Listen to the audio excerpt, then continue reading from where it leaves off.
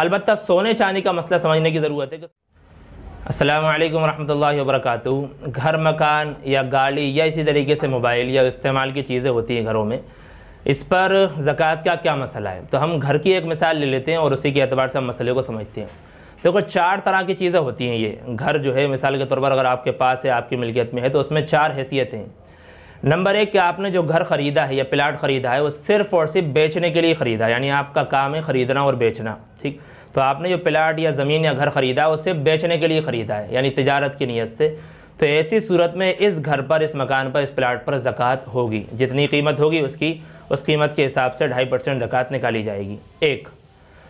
दूसरा कि आपने प्लाट ख़रीदा लेकिन वो सिर्फ रहने के लिए ख़रीदा है। आपकी नीयत ये है कि मैं इसमें रहूँगा, इसको बनाऊँगा मैं अपने लिए, या फिर अपने लिए दुकान खोल लूँगा मैं इसमें। तो ऐसे घर मकान पर ज़कात वाजिब नहीं है, याद रखें, चाहे वो कितना ही महंगा हो, ज़कात नहीं है। तीसरा कि नीयत मुतय्यन ना की हो। मिसाल के तौर पर आपने प्लाट ख़रीदा तो, लेकिन इस नीयत से ख़रीदा कि मैं प्लाट ले रहा हूँ, अभी रखे रहेंगे हम, लेकिन आगे अगर कीमत अच्छी मिल गई तो इसको बेच देंगे। जैसा आमतौर पर होता है कि अभी ले लिया हमने, लेकिन अगर कीमत अच्छी मिल गई तो इसको बेच देंगे।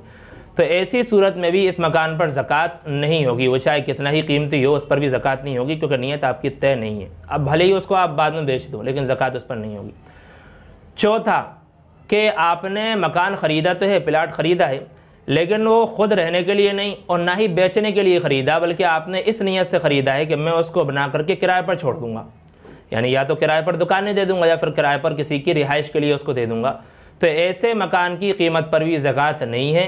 हाँ, अलबत्ता इतना ज़रूर है कि अब जो किराया हासिल हो रहा है, जो किराया आपको वसूल हो रहा है, उस किराए को ज़कात की रकम में मिलाया जाएगा, उसकी ज़कात निकाली जाएगी जो किराया हासिल हो रहा है। फ़ी जुमला उस घर की जो है कीमत पर ज़कात नहीं है।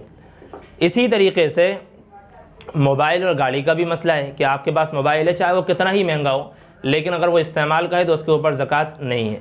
लेकिन वहीं अगर ख़रीदने बेचने के लिए है, ठीक है, आप डीलिंग करते हैं, आपकी मोबाइल की दुकान है, तो फिर उसके ऊपर ज़कात हो जाएगी। यही गाड़ी का मसला है कि आपके पास ढेरों गाड़ियाँ हों, 10-12 गाड़ियाँ हों, लेकिन सब के सब इस्तेमाल किए हों, भले ही अभी इस्तेमाल ना हो रही हों, लेकिन सब के सब इस्तेमाल किए हों, उसके ऊपर ज़कात नहीं है। लेकिन अगर एक गाड़ी भी आपके पास रखी हुई है और वो ख़रीदने बेचने की नीयत से, तो फिर उसके ऊपर ज़कात हो जाएगी।